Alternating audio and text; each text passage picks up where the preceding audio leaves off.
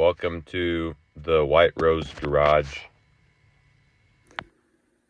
Working on the 1980 Dodge Power Wagon crew cab. Got the cab pulled off. Old exhaust is still in the frame. Old drive lines are there. So just dropped this 92 VE pump, B series Cummins, into the frame here a couple days ago.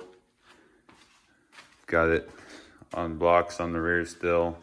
The rear motor mounts need to get fabbed up. The front axle need to go through and do the pinion bearings, and then put the upgraded leaf springs on to hold the weight of this engine versus the 360 Chrysler that was in it before, and also the weight of this RTX 16710B Eaton. It's a 10-speed dual countershaft transmission that's going to be taking the place of that old NP 435. So yeah, there's this is kind of an introduction video on the project. Didn't really go through and video the whole overhaul process. I did that all in-house. Ended up, new mains, new rod bearings, new pistons. The cylinders got overboard, 020. The block deck got machined down. The cylinder deck got surfaced, so it was flat. The block deck got flat too, but it got machined down a bit more.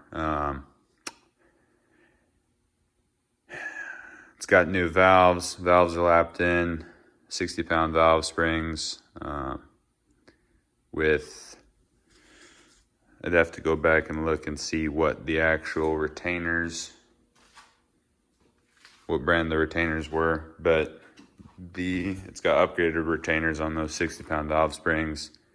It's got 5x014 injectors, so they're just a tad bigger.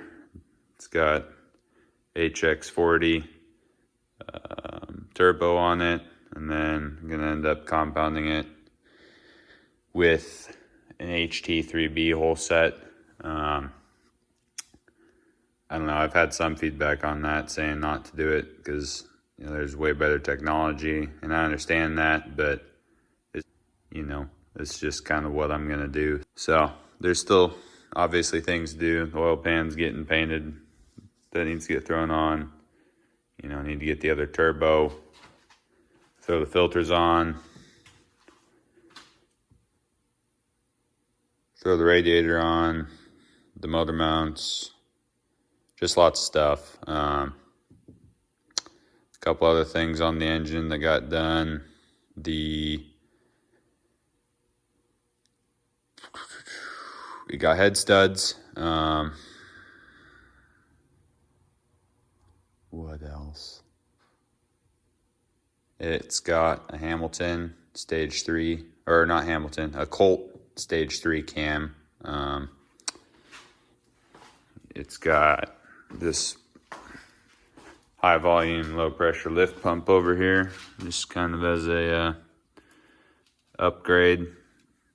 If you do get one of these, make sure it comes with that spacer plate right there. If not, it'll damage your cam lobe, and depending on who you order it through, you'll end up getting screwed out of a camshaft.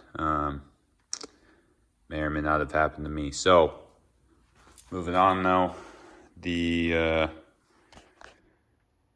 vacuum pump was replaced with an air compressor, single cylinder air compressor off a school bus, and then ended up getting a vane pump for the power steering pump to go behind it. Gonna end up putting the remote reservoir on here. So we got some coolant hoses that need to get done for that. Power steering hoses need to get done for that. Some brackets need to get made up. There's just a lot of stuff. Body work.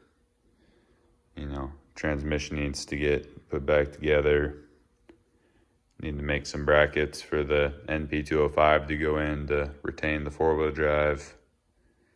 Need to finish going through the front axle and go through the rear axle, and then kind of piece it all back together. But this is just kind of an introduction video to you know, just kind of show people what's going on, give people ideas if they're looking for ways to do some of this stuff.